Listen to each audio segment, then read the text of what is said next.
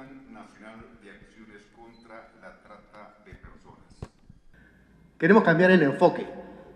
Queremos que como Estado el enfoque no sea puesto necesariamente en una acción específica, tipo persecución del delito, por ejemplo, sino queremos que el enfoque sea puesto en la víctima, que el centro de la acción del Estado sea mitigar los factores de riesgo que hacen que una persona se torne en víctima. Queremos prevenir e informar para que la menor cantidad de ciudadanos y ciudadanas termine siendo víctimas de un delito como la trata de personas.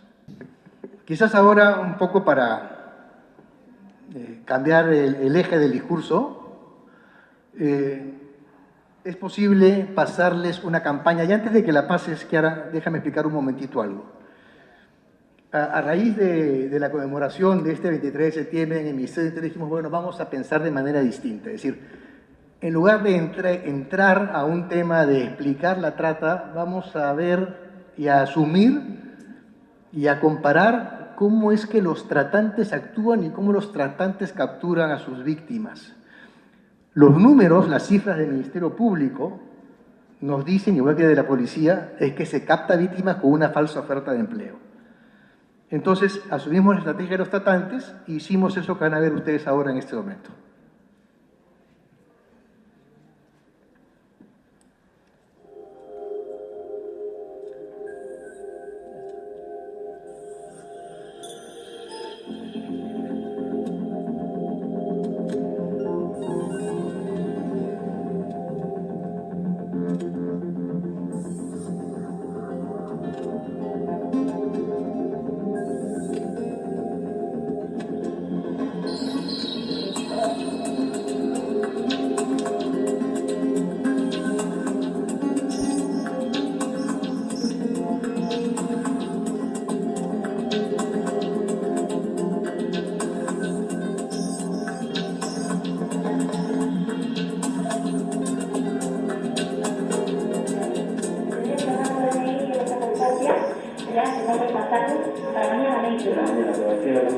Mañana sería 9:30 para el mercado.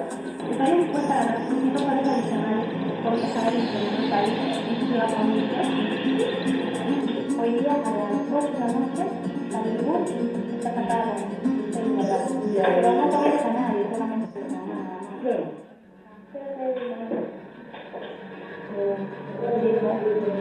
Lamento decirles que han sido captados de una forma muy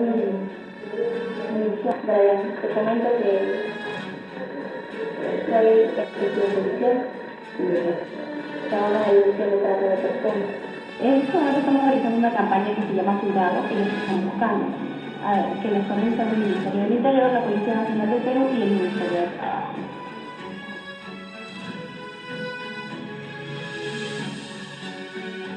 La verdad es la primera vez que recurro a ese tipo de anuncios. Nunca he sido confiado, pero eso es la necesidad que impulsa. Si uno tiene que buscar un trabajo, tiene que hacerlo por la vía legal. Yo lo creo que con esa experiencia, más seguro es acercarse al Ministerio de Trabajo. Que denuncien y que no se queden callados.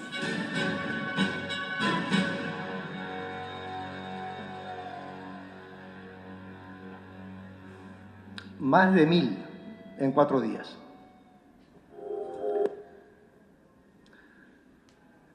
Y de los, seleccionamos a 30 porque habíamos montado esta falsa agencia de empleos en ATE, entonces decidimos llamar a la gente que estaba a los alrededores, que era mayor de edad, para continuar un poco con esta estrategia. Esto lo vamos a continuar en otras partes del país. Pero queríamos evaluar y medir también, es decir, cuán fácil es captar a un joven y de qué manera los factores de riesgo, como la necesidad que mencionaba Brian, o como la necesidad de trabajar, impacta en, no sé, pues, en la ingenuidad o en el hecho de tener que aceptar cualquier empleo, un poco sin importar hacia dónde se va, sin averiguar un poco más, inclusive cuando le dicen, no le comentas a nadie, y él dice, claro. Entonces, se hacen cómplices inclusive de la propia persona que los está captando. Entonces, esto Yo creo que es importante para que pensemos en todo, en cuánto nos falta, realmente para poder hacer una prevención verdadera que nos lleve a impedir que estas circunstancias y estas situaciones se den con esa naturalidad y con esa frecuencia, ¿no? Debemos, además, luchar contra la tolerancia social, que es la que hace, más en todos los mercados donde hemos visitado, en las zonas de provincia, donde hay estos tipos de avisos, a la gente les parece normal, ¿no? Y eso es un esquema que tenemos nosotros que también cambiar. Debemos también ir hacia los consumidores usuarios. No hay, inclusive en los temas de prevención, ahí nos falta trabajar mucho en aquel que es el consumidor de gente que se encuentra en un proceso de explotación. Ahí también tenemos que trabajar muchísimo, y lo mismo que en la formación de agentes de prevención. Hay una serie de factores de riesgo que hay que combatir. Miren, esto es un indicador. Loreto, Madre de Dios y Puno son los lugares donde hay más casos de trata de personas. Y miren ustedes cómo andamos en los indicadores de población con necesidades satisfechas, de desnutrición crónica o de informalidad. O sea, hay una tolerancia social de la que hemos hablado, y hemos hablado también de una ausencia de presupuesto. Son dos elementos centrales para poder entender la vulnerabilidad o cómo se acelera un delito. Mientras menos presupuesto tenga el Estado para enfrentar el delito, va a ser más fácil para el delincuente captar una víctima. Mientras más tolerancia existe, o sea, mientras más normal sea ver una menor de edad tomando con un adulto o comiendo en un restaurante, va a ser también más fácil captar víctimas, si es que no enfrentamos esa tolerancia social. Pero si a esto le sumamos altos niveles de pobreza o falta de empleo, como la que vimos aquí en este pequeño corto, o una informalidad que permite que realmente trasladamos gente sin mayor control, que tengamos a menores de edad en buses sin mayor control. Entonces, ahí también esto nos hace ver de la complejidad de la serie de factores que intervienen para tratar de manejar la trata de personas. Creo que es muy importante que cualquier actor, sociedad civil, Estado, etcétera, haga un mapeo de las situaciones de riesgo estructural, como las que hemos estado mencionando rápidamente hace un momento, y sobre eso ver de qué tamaño es este círculo vicioso para la trata de personas. Y esto nos va a permitir, obviamente, ahí tomar acciones para combatir los factores de riesgo. Algo que es importantísimo, y en eso también tenemos que avanzar mucho, es focalizar y priorizar acciones. No podemos realmente entrarle a todo. El problema es muy grande, y la extensión del país es enorme, y los recursos son limitados. Y la capacidad técnica también es limitada. Entonces tenemos que priorizar y focalizar el trabajo. Tenemos también que identificar nuevos sectores. Hemos empezado, por ejemplo, a convocar al Ministerio de Agricultura a las reuniones de la Comisión de Lucha contra la Trata, por ejemplo. Ya están trabajando con nosotros. ¿Por qué? Porque las zonas altoandinas del Cusco, donde es la zona de captación o de expulsión hacia Madre de Dios, no existe una política agraria que permita realmente desarrollar la agricultura en las zonas altoandinas del Cusco. Entonces, tiene que incorporarse también la agricultura, por ejemplo, otros sectores del Estado. Estoy poniendo un ejemplo. Y establecer proyectos pilotos sostenibles.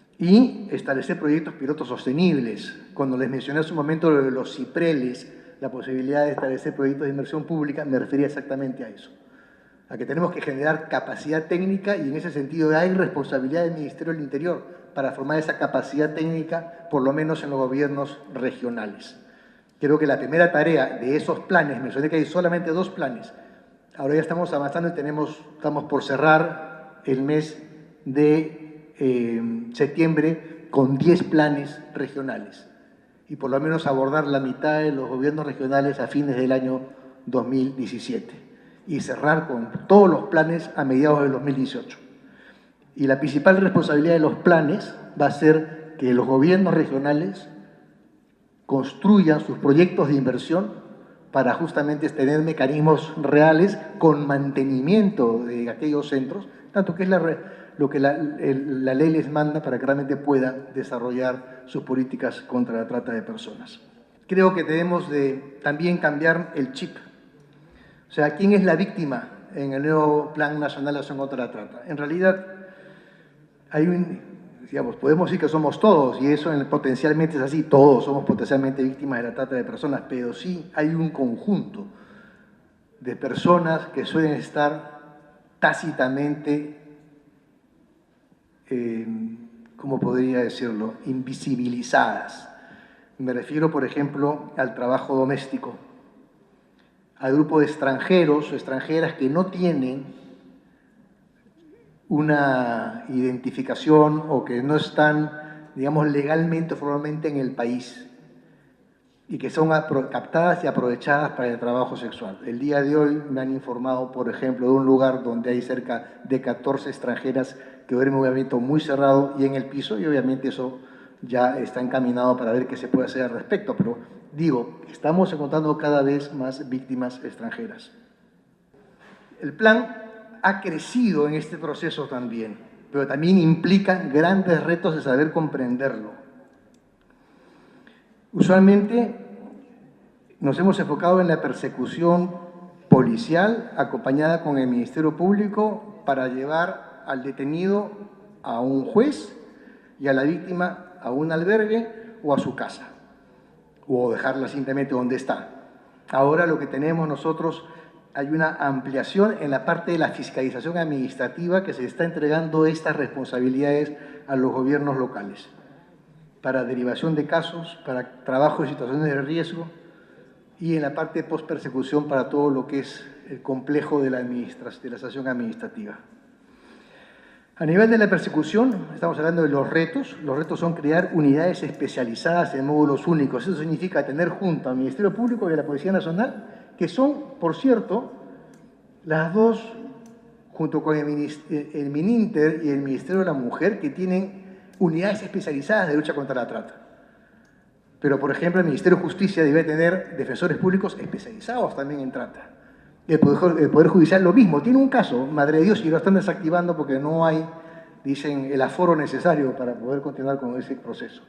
La defensa pública, de acuerdo a la ley, al reglamento, puede pedir o debe pedir la reparación para las víctimas, cosa que antes no existía. El juez entregaba 300 soles, 400 soles a una víctima explotada por años sexualmente. Ahora puede pedir la reparación y además la medida cautelar para garantizar que esa reparación se dé. Y eso también tenemos que ponerlo en práctica en el corto plazo. Entonces, no se olviden tampoco que hay toda una, digamos, una estructura social que la permite y que por lo tanto este trabajo que tiene muchos años, o sea, la situación que tenemos tiene muchos años, por lo tanto, debemos invertir todo el tiempo que sea necesario para finalmente tener una sociedad mejor, más justa, más equilibrada, aquella que se señala en la Constitución de la República, en donde el ser humano, artículo 1, es el objeto y el derecho, el objeto de ser, digamos, ¿no?, de la Constitución. Bueno, gracias. Aquí lo dejo.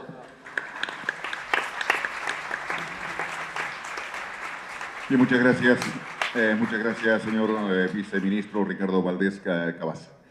Yo cierro en esta parte comentándoles que a falta de rendición de cuentas, de fiscalización o de control o de esta costumbre que debería afianzarse como una buena práctica, no podemos estar siempre supeditados a la buena fe y a la debida diligencia de unos funcionarios, por más representativos que sean de cada institución. Esto tiene que funcionar como un sistema integral contra la trata de personas y estatal.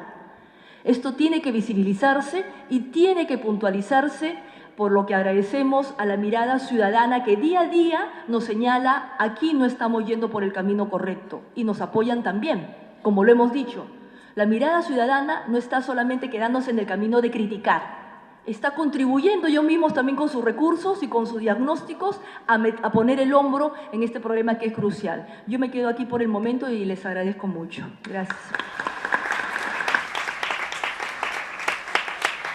Sí, muchas gracias, doctora Rosario López Wong.